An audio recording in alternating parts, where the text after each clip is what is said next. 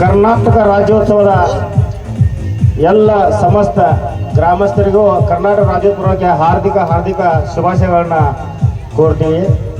ಪ್ರತಿ ವರ್ಷದಂತೆ ಈ ವರ್ಷವೂ ಕೂಡ ಸುಮಾರು 70ನೇ ವರ್ಷ ನಮ್ಮ ರಾಜ್ಯೋತ್ಸವದ ಅಂಗವಾಗಿ ಈ ವರ್ಷನೂ ಕೂಡ ಪ್ರತಿ ವರ್ಷ ಆನೆ ಅಂಬಾರಿಯೊಂದಿಗೆ ನಮ್ಮ ತಾಯಿ ಭುವನೇಶ್ವರಿ ಮೆರವಣಿಗೆ ಸುತ್ತಾಪುರ ಗ್ರಾಮಸ್ಥರಲ್ಲಿ ನಡೀತಾ ಬಂದಿದೆ. ಆದರೆ ಈ ವರ್ಷ ಕಮಿಟಿಯವರು, ರಕ್ಷಣಾ ವೇದಿಕೆಯವರು ಎಲ್ಲರೂ ಕೂಡಿ ಬಹಳ ಒಂದು ಶತಪ್ರಯತ್ನ ಮಾಡಿದ್ರು ಕೂಡ ಹಾನಿ ತರಲಾಕ ಆಗಲಿಲ್ಲ.